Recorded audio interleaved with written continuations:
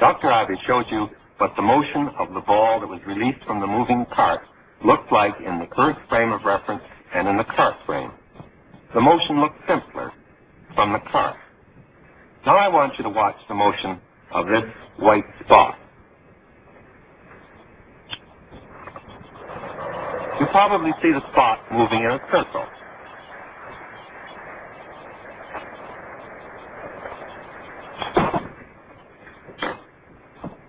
But this is what its path is actually like in the Earth frame of reference. This is your normal frame of reference. You saw the spot moving in the circle because your eye moved along with the cart. You put yourself in the frame of reference of the moving cart. So you see, it isn't always true that we view motion from the Earth's frame of reference. When the motion is simpler from the moving frame, you automatically put yourself in that moving frame.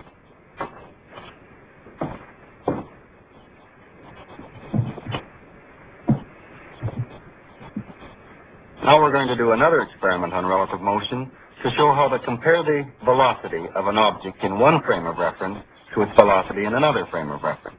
If I give this dry ice puck a certain start, it moves straight across the table with a speed which is essentially constant because the forces of friction have been made very small. This is just the law of inertia. An object moves with a constant velocity unless an unbalanced force acts on it.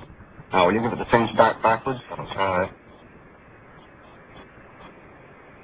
If Dr. Hume gives it the same start, it moves back in this direction with the same velocity. Now, we are on a car here, a car which can move and which really is going to move in this direction. And we're going to repeat the experiment. All right, let's go.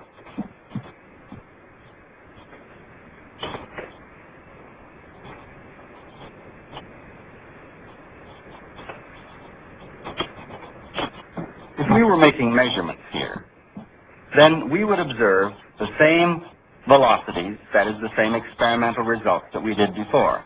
And so would you, because you are observing this experiment through a camera which is fastened to this cart. That is, you are in the moving frame of reference with us. But now we're going to do the experiment again, and this time you watch through a camera which is fixed in the Earth frame of reference. Now concentrate on watching the puck. Don't let your eye follow us. And I think you'll see that it'll move faster that way and not so fast this way, relative to you and relative to the wall behind.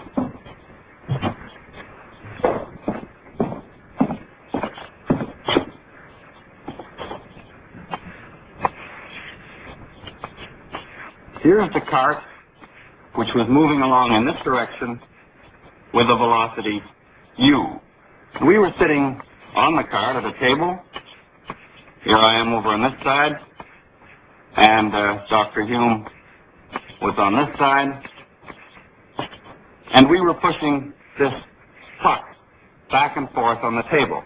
When I pushed it, it went in this direction with a velocity v, and when Dr. Hume pushed it, it went in this direction with the same velocity v, but this is the velocity relative to the cart.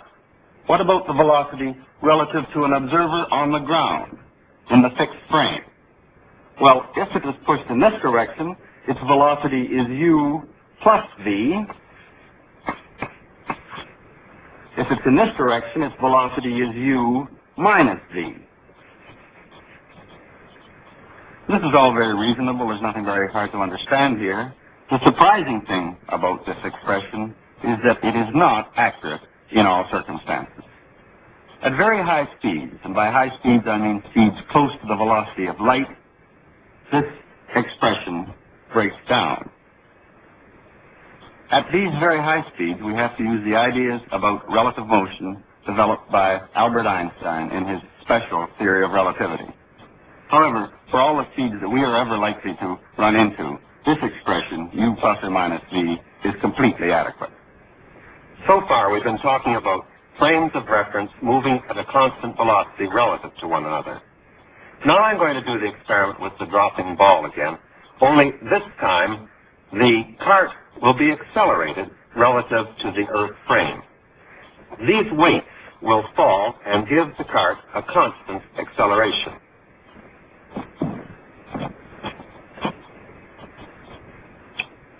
I'll put the ball up, and then I will release it. The motion is very fast, and I want you to watch at the point where the ball is released from the fixed camera.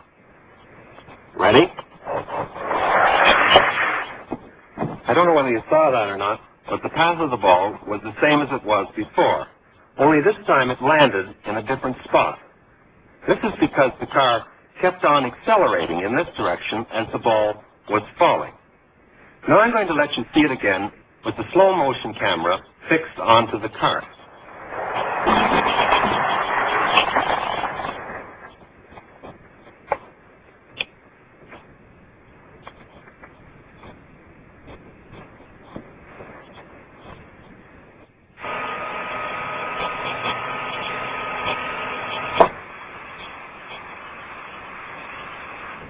This time you saw the ball moving off to one side and not following down the vertical reference line as it did in the constant velocity case. Now suppose you were in this accelerated frame of reference. How could you explain this motion? Gravity is the only force acting on this ball, so it should fall straight down.